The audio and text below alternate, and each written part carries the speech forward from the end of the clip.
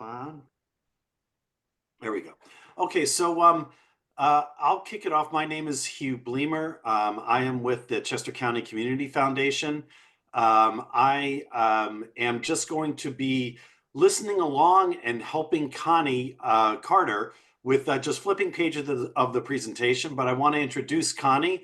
Connie is with Silver Carter and Associates, a nonprofit consulting firm, and Connie has decades of experience in the nonprofit world, and is also a regular presenter on our workshops. So Connie, thank you very much for being here today. And I'm going to turn it over to you. And maybe everybody wants to introduce themselves quickly. I don't know what you want to do. Yeah. Yes, let's do that. And in particular, thank you guys all for coming. And in particular, if there's anything that, as you saw the topic for today, that you got curious about, or like, oh, I hope they talk about a certain thing, or I really have a question I'd like to ask, let us know if you have anything in particular that you'd like to be sure that we discuss, and I'll make sure it happens. So Yvonne, would you like to start? Sure. My name is Yvonne. I am a CPA at a local firm here in Kennett Square, and I'm also on the board of the Chester County Food Bank as vice chair currently, moving into the chair role on January 1st. Excellent. Congratulations. Thank you. What a job. Congrats. That is not a small task. Yeah. You're a brave woman. Yeah, that's what I'm being told. Yeah. Well, and you know, it's interesting as we think about life cycles and whatnot. I worked with Bob McNeil back in 2007, 2008, when the food bank was just re-emerging. Yes. Very beginning board. I helped them with their very first strategic plan and did a lot of grant writing for them. And it's been talking about evolving roles and organizational life cycles. Watching that organization develop and flourish and grow has been quite inspiring. Oh, thank you. Over the years, since those early beginnings. Yeah. Jamie, good to see you. Welcome. Hi, good to see you too. Hi to everybody else as well. My name's Jamie Giddings. I have a small consulting group here in Chester County doing grant writing and support services for nonprofits. But I was in the trenches for a while working at various nonprofits, including the food bank at one point. So had the great opportunity to work with Bob and all of his energy and watch it grow and flourish as well. So I saw that, Connie, you were doing a presentation, and I said, oh, I gotta hop on there to learn what I can. Great. Well, welcome. Thanks for coming. You. Yeah. Donna? Good morning. My name is Donna Hostler. Hi, Yvonne. You from Umbright? Yeah. So I am a bookkeeper, and in a past life, I was an executive director. I do bookkeeping for a lot of nonprofits, and coming into my final years of working and just kind of downsizing and sort of trying to swipe out or whatever. Interested in being on a board, but while I feel like I probably know what I need, but I don't have a lot of confidence. So I was hoping to just sort of build my confidence that when I decide to go on a board, that I would be able to speak up, because I do find that board members tend to just sit there with their hands in their laps, which isn't very helpful. So That's wonderful. Are you part of the Get On Board program at Chester County Community Foundation, Donna?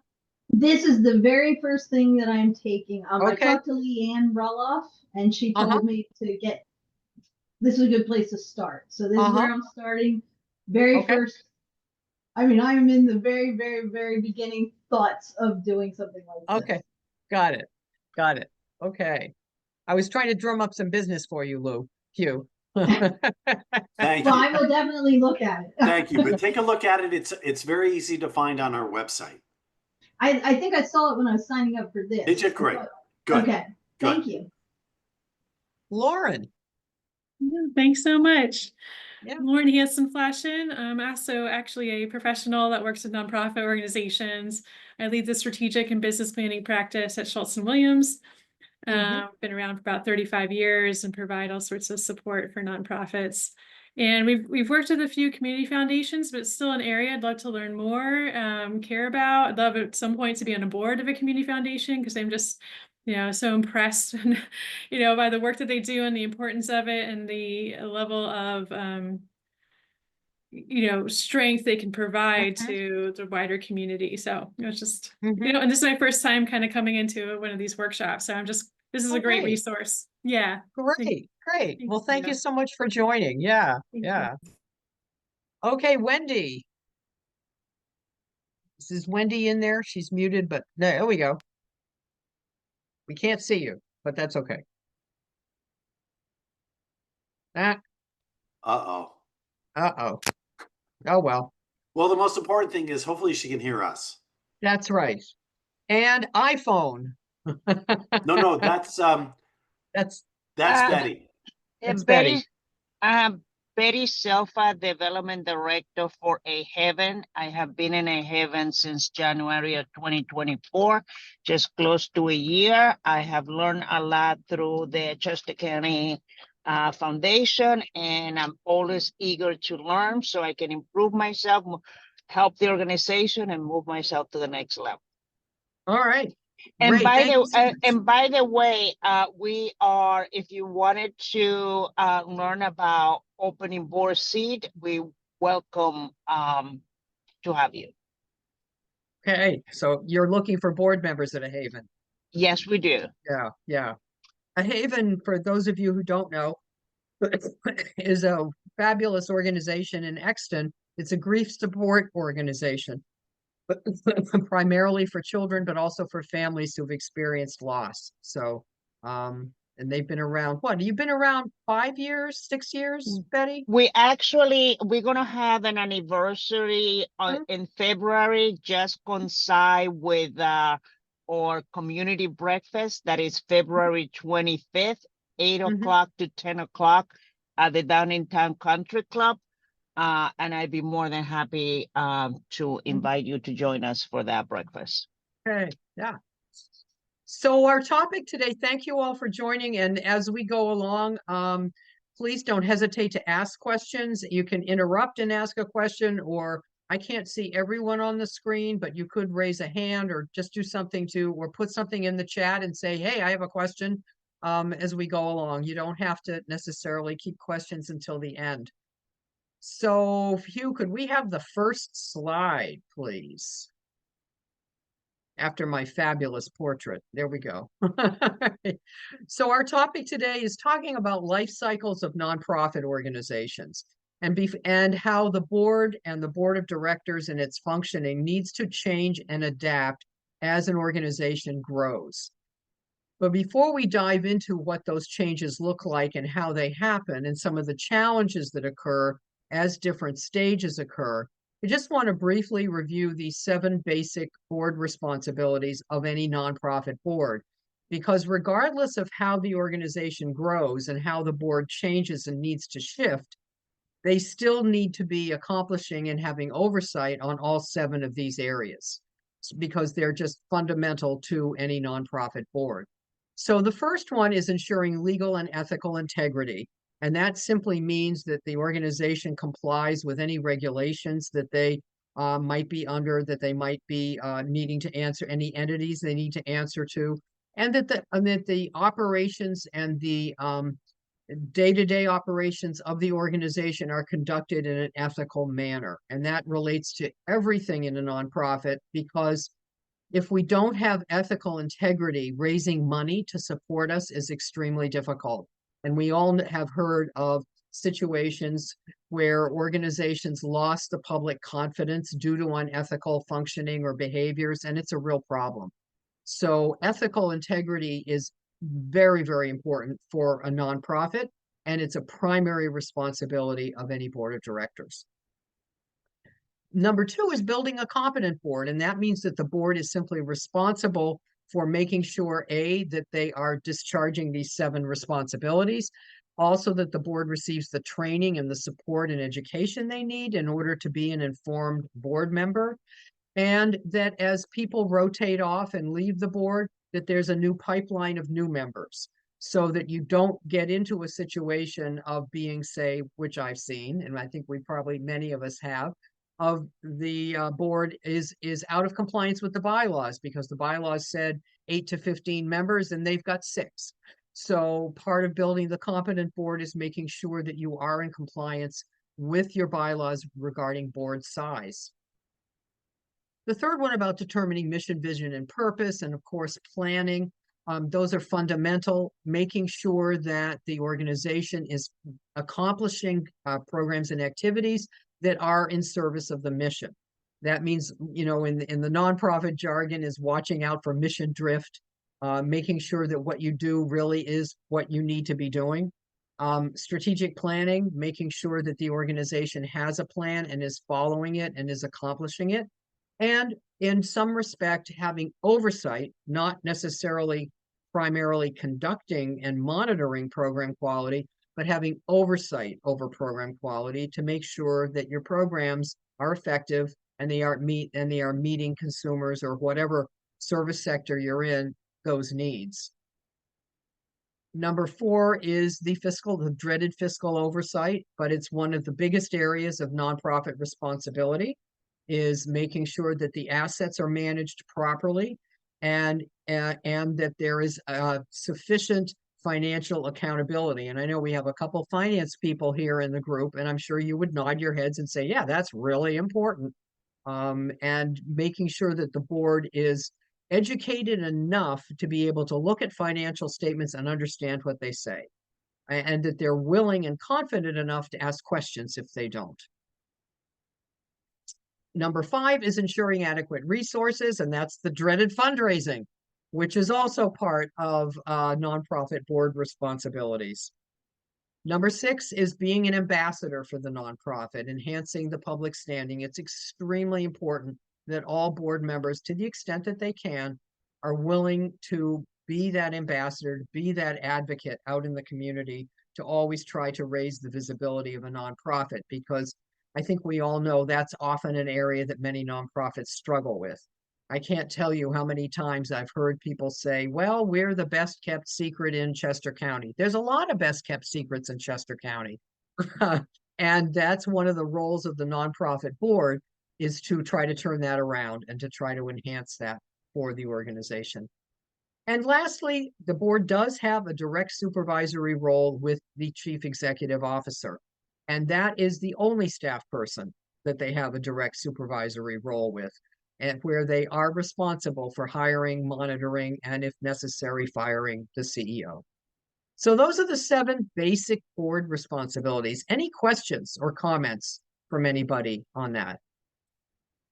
It's pretty fundamental and basic. Okay, Hugh, next slide. There you go. Back up one. There you go. That's it. So nonprofit organizations, just like people, grow and develop through life cycles of progressive stages and by reaching developmental milestones. And this slide is one, there's many, many different ways to depict this process, but this is simply one version of it, which I think is sort of easy to grasp. And each successive phase builds on the accomplishments and growth of prior stages. And as this growth occurs, it is really, really important for the board to mature along with the organization, while also being mindful that they are responsible for those 7 items that we just discussed. For example, being a parent to a 2-month-old baby is very different from parenting a 5-year-old, which is different from a 10-year-old, and it's certainly different for a teenager. We all know that parents need to constantly adjust how they parent as their child matures. The overall abstract concept of being a parent remains the same, but how it's demonstrated, how it's implemented are very different. Likewise, it's very important to pay attention to a nonprofit's life cycle, as the roles and activities of the board should also change as the organization matures. And if these changes aren't made, then there is going to be a disconnect between what the organization needs from its board and what's actually being done. So it may happen that you could have a fairly mature organization that needs policy and fundraising and ambassadorship help from its board, but the board doesn't understand that, and they want to continue to control operational activities just like they did when things were starting up and everyone's help and everyone's hands on deck were needed, which is a typical condition of a startup nonprofit. Or you may have a board of a younger organization, and the board may be very hands off because those are the types of other boards that the members have been on previously, and the organization may need more participation, oversight, and management from them. What I've seen is many times when people have been on other boards, they often assume that joining a new board is going to be just like the other ones that they were on. And that's, as we'll see, that can be a huge mistake. So that's one of the things that's really important as you're vetting, if you're in a role of vetting new board members or considering yourself joining a board and you've been on other boards, is to find out, what is it you need from me right now? What do you need from your board members? And what are you going to need from them, say, in the next 3 to 5 years? Because you want to be sure those are things you're prepared to deliver. So we're going to look at each of these organizational life cycles and discuss some of the specific ways it may look. It may look different, and it will look different in different organizations. And as we do, please think about the organization or organizations that you're involved with and try to discern where you and the organization might be on the continuum. And it can be a little tricky because you can't assume that a certain level of maturity just by the age of the organization. An older organization may actually be in a younger stage of development than they appear to be due to issues such as a leadership change or a founder retiring. I did strategic planning with an organization a few years ago that was actually about 50 years old. It was extremely well established, very well respected, had significant endowment. The programs were fabulous. They were well known regionally and even nationally. And their founder had retired after 50 years of service, about a year or two before we started strategic planning. And the finance people on this group are going to love this. We got into doing the finance section of the strategic plan, and we're talking about their various strengths and weaknesses and what needed to be addressed. And I started asking questions. And the treasurer of the board was in the group, as well as the investment advisor, as well as the bookkeeper and a couple other board members. And I said, well, do you have written financial policies? And the board member goes, oh, yeah, of course. And the bookkeeper goes, no. They were 50 years old. They had millions of dollars in the endowment, and they had no written financial policies. Well, do you have a written investment policy? No. So you would expect to get that answer from what, like a 3-year-old organization, or maybe not even a 1-year-old organization? But there they were 50 years old, and they had been collecting fees because they collected fees for service in a cigar box on the counter in the lobby. So there you go. Who knew? So things may not always be exactly the way they seem. So the first phase 1 of creativity. In this phase, this is like for a startup organization. An organization develops programs and strategies that are going to be implementing its mission, and it will successfully deliver them. Usually in a startup, what starts gangbusters is the programs, and the infrastructure and the support often come later. This is really like an entrepreneur starting a business, which is what, of course, a nonprofit is. It's a business. A board of directors is formed because we, as nonprofits, we need one. And usually that board comprises friends, family members, close and trusted associates of the founder, neighbors. And the problem with this is that nepotism is not considered an appropriate best practice for a nonprofit. And in fact, as you may know, the IRS 990 form asks a question about whether any board members are related to each other or to any staff members. And it's considered an organizational weakness and actually a red flag for many funders. So the easiest way I feel to deal with nepotism is to not do it in the first place, because it's really difficult to ask people to leave a board later on once you become more conscious of this issue. My suggestion with this is, if you are in this stage of forming a nonprofit, is to think a little more broadly and steer away from putting family members on a board. They can certainly be advisors or volunteers or help in a myriad of other ways, but just don't put them on the board or on the staff as in sort of an easy way out. In this stage, communications and management are often informal, and you may often see board members performing tasks that staff would normally do, like coming in and answering the telephone, or writing checks, or addressing letters, or doing very hands-on cleaning the office. You'll often see board members doing those types of tasks because often the nonprofit doesn't have the fiscal resources to pay for those services. So that's your creative, that's it. There's a lot of energy around this phase because people have these startup ideas and things are informal enough for someone to get a great idea and just run with it. In phase 2, it's infrastructure development and growth, or the phase of direction. In this phase, the organization is getting a little more sophisticated. It's a little bit more robust. There's diverse infrastructure is going to be needed. You're going to need more supports, more skills, more talents to support the core programs and to then enable the programs to grow. Management often needs to become more sophisticated, and the operations become more systematized and efficient in this phase. And at this point, the board needs to shift from being very hands-on to a stronger focus on oversight of the fiscal and policies issues, and to become more involved in fundraising. Also, you see in this phase, hopefully, a systematized method of board recruitment and evaluation is adopted. So that's sort of phase 2. Things are growing, things are getting a little bit bigger, the programs are really taking off. There's more success, there's more demand for the work that the organization does, and as a result, it needs more of an infrastructure.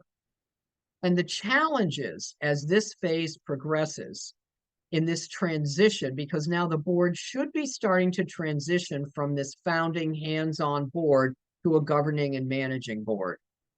And this growth may create fiscal or management crisis in an organization if it isn't managed carefully. Because the executive director, while he or she may have been a really great, inspiring founder, may not have the skills to manage a more complex, sophisticated business. Training may be needed, or you even may need a new leader. I'm the board chair of a very tiny organization in Delaware, where there was a board member, and this is a very small organization. There was a board member who was a CPA, and so he handled all the financial business of the organization. He did the bookkeeping, he did the 990, he did, compilations at the end of the year. He did all of these things, and the executive director had no role in it whatsoever. As unfortunately happened, he died about 1.5 years ago, and the executive director now has no idea about how to handle finances. And I had a conversation with him. I said, well, you need to learn about this. And his comment was, that's not my job. And I said, au contraire, it certainly is. You need to at least have an understanding of this. So he's sort of very begrudgingly stepping up to the plate. But that's an example. In a bigger organization, that could have been a serious problem. But as a tiny organization, we're working through it. But he didn't have that set of skills at all. He didn't know how to read a balance sheet because he just trusted the treasurer. During this phase, you may find the board and staff longing for the good old days when everyone did everything and things were more informal, and you could say, that's not my job. I don't really need to know about it because Bob's doing it. There may be also some fears that as the culture changes, as it needs to, and as the growth occurs, that you will lose that special culture that you created in the beginning. So you may need to take some specific steps to ensure that the culture is reinforced and understood. There may be tension between board and staff members. People may be stepping on each other's feet. Roles can get confused in this phase because board members used to do certain things that maybe now staff are doing.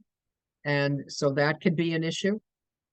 New board members may bring new ideas, which may be very challenging. I know, for example, I've been on the board for several years, but as I said, I'm currently the board chair of this little organization. And so I'm constantly bringing them the policies that they need to adopt, because they didn't have any of these. And they're like, I see some of the older board members when I do this, there's eye rolling, and I go like, I know Connie's bringing another boring board policy that needs to be adopted. And there's this general, and I get it, but you need to do this. So I sort of bring an element of humor and don't get offended, but that is definitely a dynamic that's happening with this group. And it can be a painful process, this growth here, as adolescence usually is. I mean, it can be quite difficult. Phase 3 is mission impact maturity, or a phase of delegation. And in this phase, the organization's programs are really rolling. They're significantly accomplishing the mission. They've been expanded, new initiatives are being taken on because there is a more robust and sophisticated infrastructure to support it.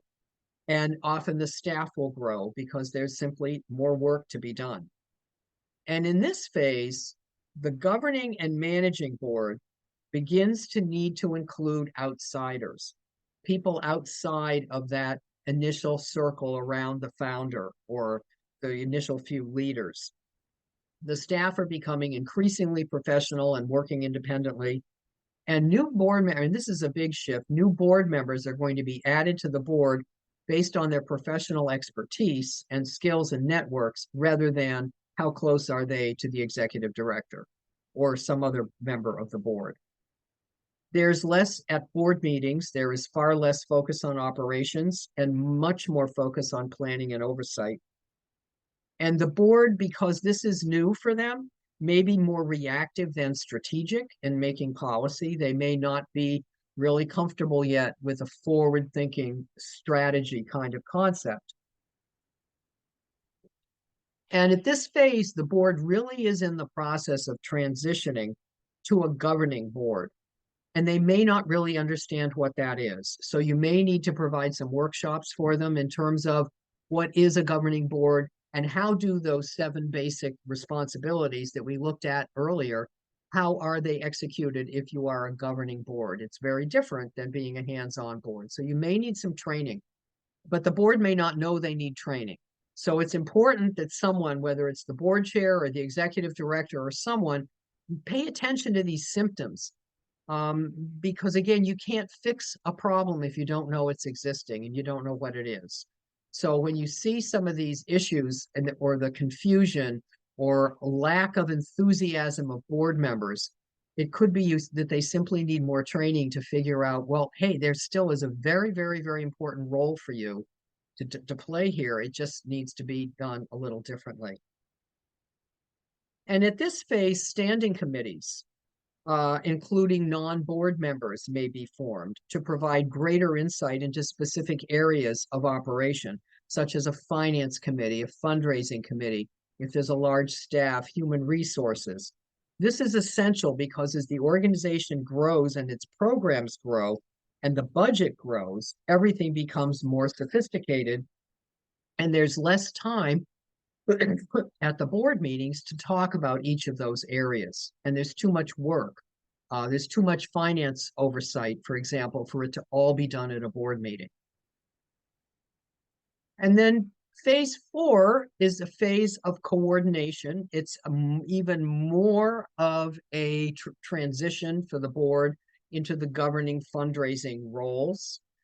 And this phase of coordination is usually, again, as in the other stages as well, it's usually due to growth and increased community recognition, increased stability. The organization may be known as a leader in certain areas. It may be very much part of other cadres of nonprofits, expanding its reach and becoming even more effective. And at this phase, because things have grown so much, the need for change hopefully would be mutually recognized, and there is often less confusion about roles. People sort of understand, ideally, what they're doing and they stay in their lanes. And this greater maturity and footprint, if you will, and sustainability, it comes along with a greater understanding and adherence to the mission. At this point, the board may need to be increased in size. You may need to adjust bylaws. And there's more of a focus on trying to build a diverse board, both in terms of ethnicity, age, geographic areas, if that's important to the nonprofit, and certainly skill sets, where you want to have a cross section of a variety of skills and networks needed by the nonprofit. You want those represented on your board. And at this point, the main function of the board is now on policy, oversight, and fundraising. And the members are clear about those roles and responsibilities. They may not be particularly clear about how to do them, especially when it comes to the fundraising side of things. I often find in boards that are underperforming in fundraising is because they really just don't know quite what to do. So they may need more nudging and help from staff in order to really accomplish what they need to be doing. But you want them to keep their focus there on those areas, the policy, the oversight, and the fundraising side. The organization may start adopting a team approach for staff members and for boards that allows more to get accomplished. And again, here, this committee structure hopefully becomes even stronger. And the committees are now providing strategy, feedback, and input to the board.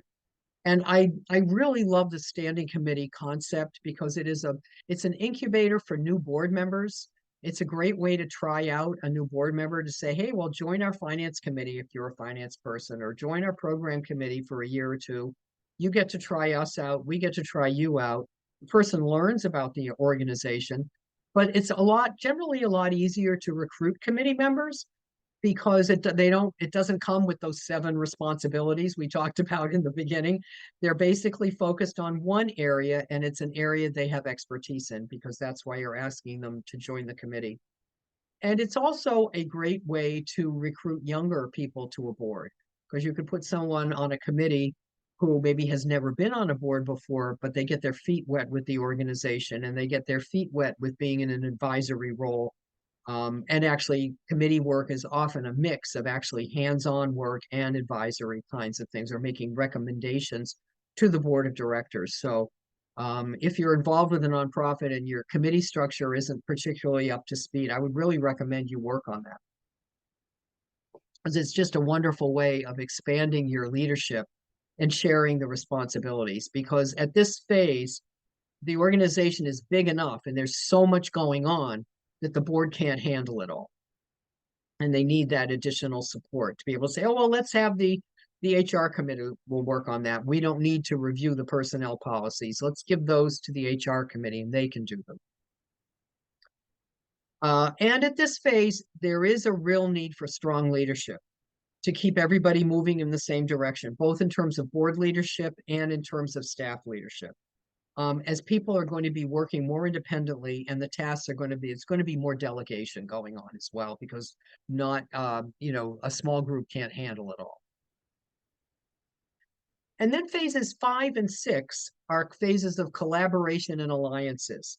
And this is where, as the organization continues to grow, hopefully, it will develop collaborations. It will develop community partners to strengthen the organization's ability to make an impact on whatever the issues are that you're working on. You'll form strategic alliances and partnerships.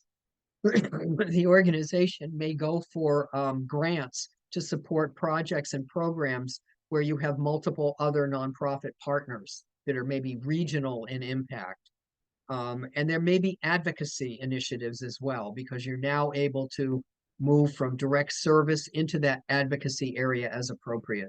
So there's a whole other level here of greater impact and working collaboratively with others. And teamwork has to be even stronger at this phase. Usually an organization, if they don't already have them, they'll start having middle managers or department heads, department directors, or other leaders in the organization and the staff, because the executive director can't possibly supervise everyone. And the downside for some staff members as a change, is that now not everybody has direct access to the executive director. You have a supervisor, and that can create an issue if someone's been used to working directly with the ED. The more structured communications may be needed because there's just so much happening. So much more is going on. So you may need more things like email newsletters or regular Zoom meetings or more frequent conversations just to make sure that people are up to speed on what's happening. If you're in an organization where there's, let's say, the board meets every other month or even quarterly, the executive director may do a quick blast of email bullet points like every month or every 3 weeks to the board saying these are some major things that are happening because we can't possibly cover it all in the executive director's report every 3 months. We can't do that. So here's a little bit more information. The challenges in these two phases now are, of course, there are some, we're humans, right? The board may now feel they're too hands-off. So in the beginning couple of phases, they're very hands-on. And then we worked with them to try to get them to let go a little bit, but still, balance that. But now they may feel they're too hands-off. They have lost touch with the work and they may try to slide back into micromanaging. And this is often a symptom of why the micromanaging happens. And if there's one thing that drives, and I don't know if we have any executive directors here, but I know if there's one thing that drives executive directors bonkers, it's when a board is micromanaging. But it's done because they don't know what else to do. And they may feel they're losing touch, they're losing their hold on what's going on. So you may need to proactively and creatively come up with opportunities to help the board reconnect with the work. Now that could be, if it's appropriate, depending on what kind of work you do, inviting them to come to events or to a program, engaging them in some way. Other nonprofits other people invite a staff person to come to each board meeting and at the beginning to talk for 5 or 10 minutes about, here's what I did in the last 2 months, or here's a particular story if you're, about a project that we did, to try to reconnect the board, help them to get a real grassroots understanding of what's happening. So rather than tell them back off, it's like, yeah, I know, we understand you need to know what's going on, and here's some more creative ways of addressing those needs. That may back down the micromanaging a bit.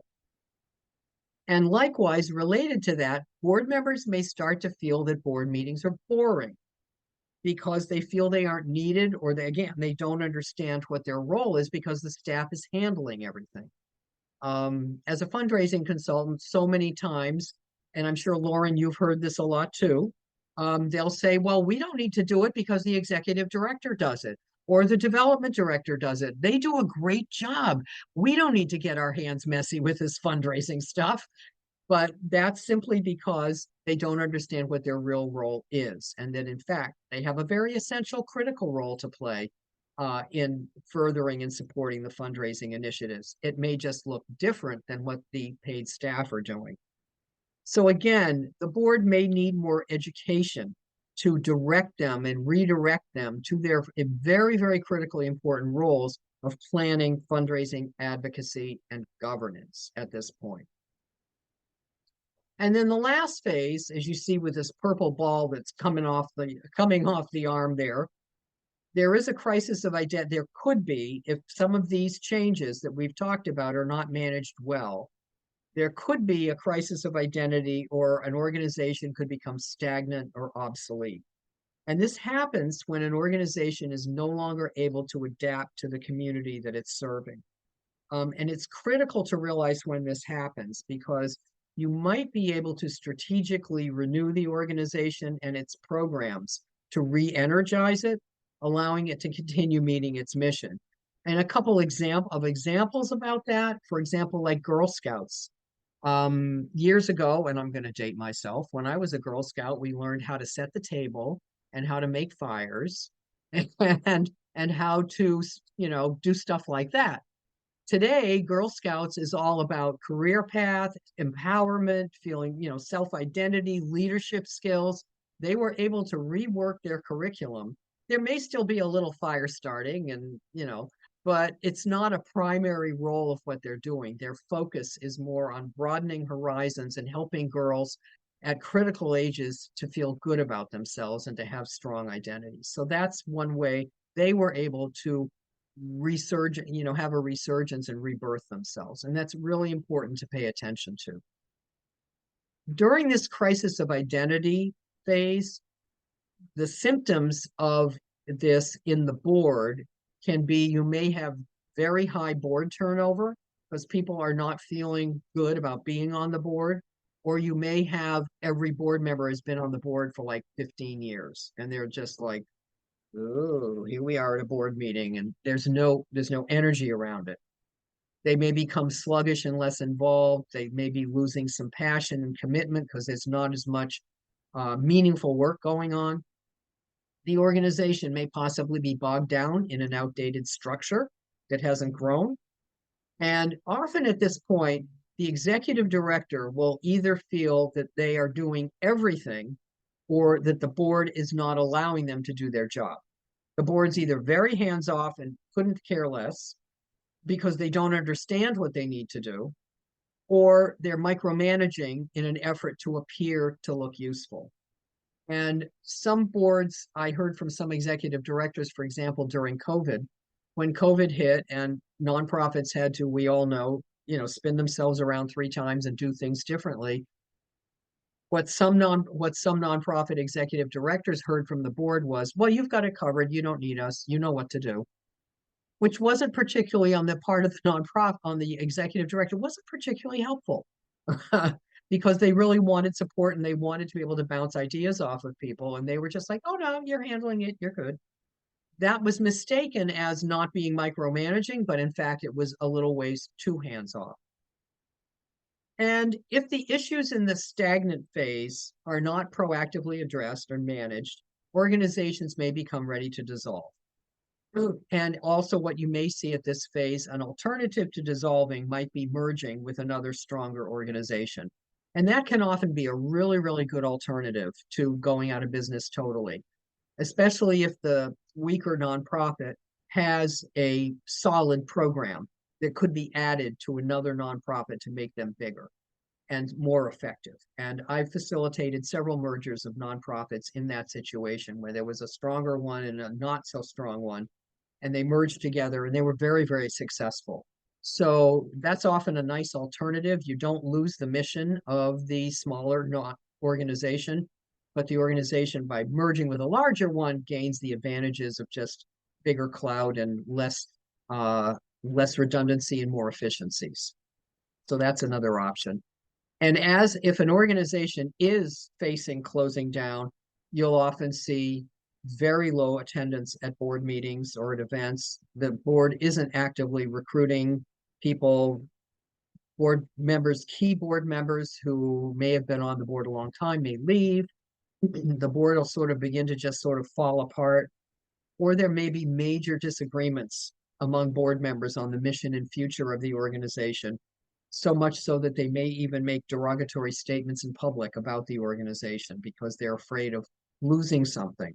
And I saw that happen during one of those mergers when that happened among the board of the smaller organization. A couple of people just went nuts and because they were upset about loss. But in the long run, the merger was the very best thing. So that's sort of the six stages in this chart. Any thoughts from any of you about where you might be and why? I've babbled a bit here. Any thoughts? Did something resonate with you? Donna. Oh, go ahead.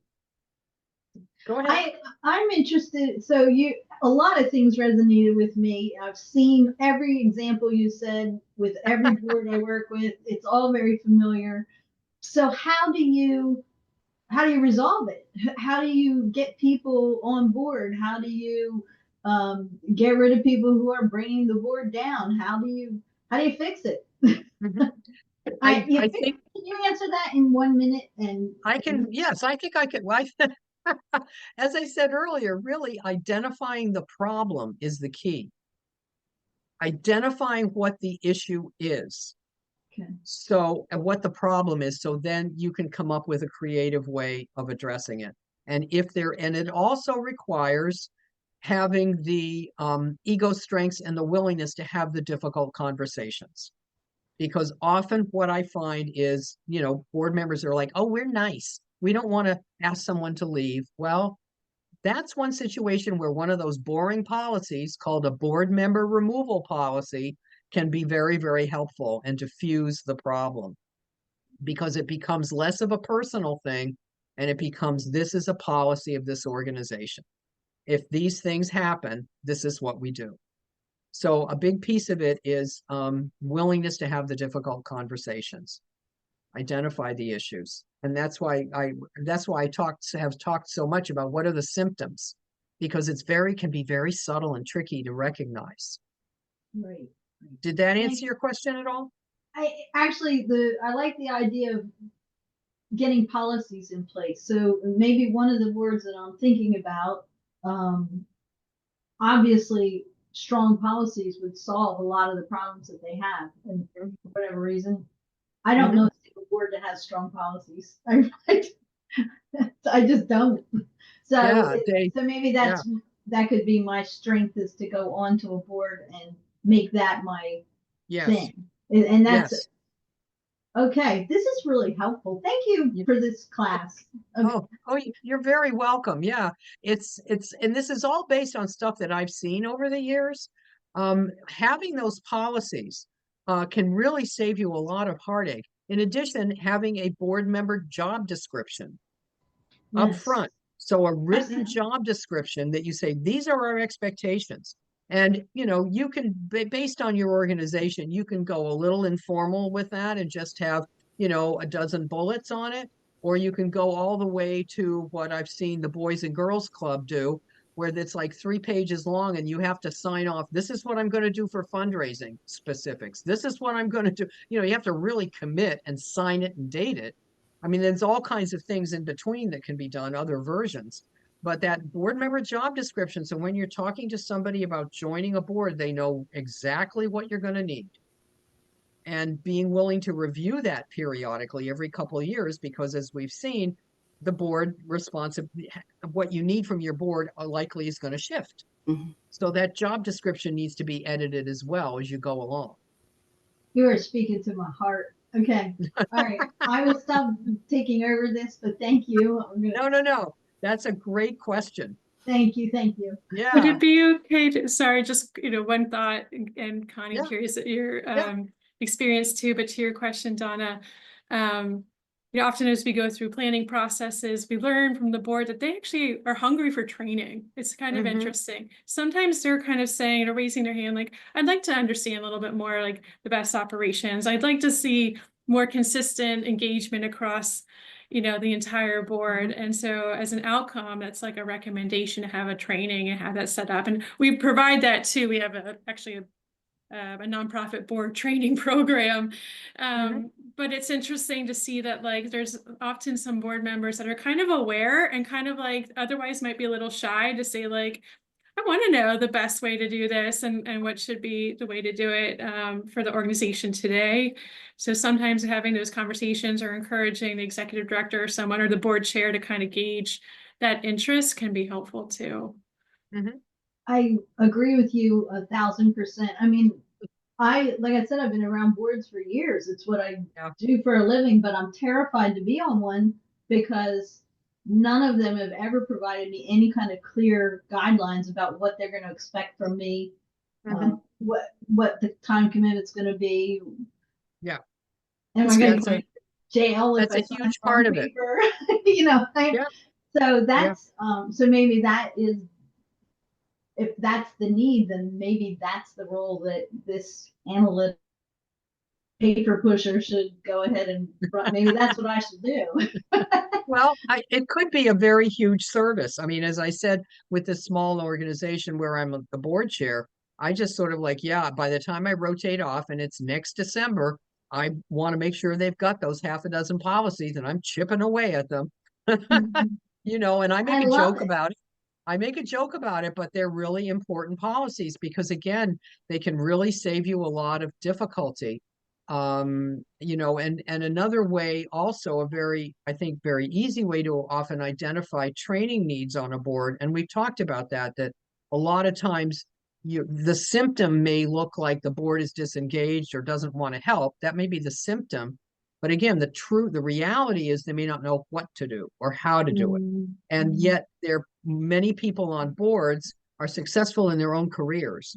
And so Right. having the willingness to say, Yeah. I don't understand this, or yeah, you're asking me to do, Right. but I don't know how to do it. Maybe they're difficult for them to do. Right. Yeah. And they don't want to do it in front of other people. So what I advocate is a once a year board self-evaluation process where you include in the evaluation questions about, you could do specific questions like, do you understand the finance reports? Have you ever looked at the bylaws? I mean, you could ask questions like that, or you could ask general questions like, are there any areas you'd like more training in? And then And someone can then that simply way, fill that out, and then that's used to guide the training programs you do in the next year. oh, I love this. Okay. Yeah. Find out This is- something else would they like to learn. Yeah. I'll just say one thing and I'll thought her. What I love about this, Connie, too, is just like that mentality that a lot of organizations don't understand. And thinking about recruitment of board members, because depending on what life stage they are, you want to recruit board members that are going to be supportive, right? If it's more hands-on operational early on, board members that are going to be able to have that capacity. If it's like further on, board members that want and be able to provide that higher level governance. I was recruited for a small board in the city of Chester, Delaware County. Happy to sitting there. They were kind of in that most board members needed them as volunteers and they were older and stuff. And then they asked me to be board chair and I was like, okay, but this is what I can give. I can't, I've got young kids. I can't be on hand to help, at events as much as I would like to. I can't really be, an extra pair of hands on things, but I can provide strategic thoughts and oversight. And they're like, that's what we want. That's great. But they weren't ready for it. And they weren't actually wanting to be able to have that, right? It was actually a mismatch where they still really want, or the executive director couldn't let go of just really wanting board members to be his volunteer crew versus like strategic partners. So that was really interesting for me to experience from that side. And I kind of had to be like, I'm not the right person for you, because it was just interesting. So that's interesting. So you're saying that they just couldn't handle getting what they really needed. So you had to step back from that. So that would break my heart. Okay. Yeah. Well, but as we've talked through these stages of growth, there is, as in with humans, a child is now 10. They're no longer that cute furry little kid he was at 3. Right? Who comes running after mom and goes, oh, mom, I'm so happy to see you. Now they're a 12-year-old and they're like, I'm not related, and those things, but those are natural part of growth. And you could get really offended by that if you didn't understand it. So that's part of where I think understanding these stages can help to diffuse it from, well, that person's being a jerk, to, okay, we're trying to find our way here, One thing that struck me, Connie, was, and just think, because as a parent of 4, this resonates, this whole metaphor resonates greatly. It does. Including a 14-year-old daughter. So but the Oh. fact that these are articulated as crises, and by definition, it's a destabilizing feeling for the board and the staff. They've got this usual way of doing things. It's been working, they've been successful, and then either they're growing or they're needing more, or whatever it is, it's pushing them to the next stage. It is something that is destabilizing by definition. So when I talk to my clients, it's like, these are opportunities to see that you have a chance to really look at this and figure out, is it time to be able to implement a board book or whatever the next thing might be? Or does that feel too fast for you? Do you feel like maybe that's in the plan 6 months from now or a year from now? But I think using language like crisis normalizes it a little bit, so that that emotional piece of it makes a lot of sense. Because I think when you're in those positions, you feel like, wow, like what I was told was going to work and what was working for so long isn't working anymore. Right. What am I doing wrong? And it may not be what you're doing wrong. It may be that you need to be doing something slightly different to be able to move forward. So that's a great point. Yeah, that's a really good point. And again, I think, as with any growth, these don't necessarily just flow, smoothly one between the other. But again, so the advantages of simply having exposure to these concepts, again, can help you maybe to analyze and be just more able to identify what's really going on and what would the appropriate fix be, you know, that kind of thing. And I would just add, Donna, where you had the example of considering joining a board and you've never been given a job description. One way you could say, well, I'm not going to join that board, because if you don't know what you want from me, other than, well, we want you to come to meetings and go to events and be nice. If you don't know what you want, then this isn't a job that I want. I mean, on the other hand, you could take the approach of, all right, you could take this on. You recognize the symptom there. No job description means there's a certain lack of organization. There's certain, you know, depending on where they are, certain level of informality. And maybe you try it on and as you said, be policy maven and say, this is something I can really contribute. But as Lauren indicated, they may or they may not be too receptive, depending on where they are. Hugh, do you want to just flip to the next slide? It's basically simply a different graphic depiction of what we've talked about. And that's basically the same thing, except it's in columns, you know, whichever people learn differently. It's basically the same kinds of things. They give you at the bottom the red flags, in these lower boxes here at the bottom are sort of the red flags, the symptoms of what to look for. And then the next phase, you will get this PowerPoint, it'll be sent out, or you'll get the recording. The next slide, you want to do the next one, Hugh, while we just have a couple minutes left. The next one is just another version. That's again a different one. And it shows you at the bottom in the purple box, again, the board roles and the governance, the emphasis shifts in each phase. And you can see how in the red type there in the middle, what the board roles specifically tend to look like. As we've been talking, we've pretty much covered that. And then the last slide here, if you can go to the next one, there's another one about just a graphic depiction of how this all works for you to look at, if that's helpful. And then the final one, I think, is the one about board and staff responsibilities. This is a sort of what you would typically see in a board job description as a sample. And I also have, if you're interested in sample board job descriptions, I also have ones that I could send you, as does the Community Foundation. So you simply, it addresses the attendance issues, the role with the executive director, supporting events, making a financial contribution, and that's often a real growth activity for a board to understand they need to do that, in addition to giving their time. Evaluating the board annually, that annual board evaluation, I can't emphasize how helpful that can be. And you can also I also like to suggest periodically you do an evaluation of a board meeting. At the end of the board meeting, you stop 5 minutes early and say, if it's a Zoom meeting, you send it out ahead of time. If it's in person, you can hand it out and just have people evaluate how effective was this meeting. Did they feel they could ask questions? How responsible and respectful was the conversation? Those kinds of things. And serving on a committee. So we're at the end of our time. Any final questions or comments or anything on anything? And this is a chart about the difference between board and staff responsibilities, which is also in your PowerPoint. Any final questions or observations on anything as we wrap up? I just love the materials, and I wonder too, those great graphics would be a great way of showing the board and asking them, where do they think the organization is on that life cycle, to get a sense of if there is a continuity of understanding or if everybody's all over the place. So I just think your materials are always wonderful. Thank you.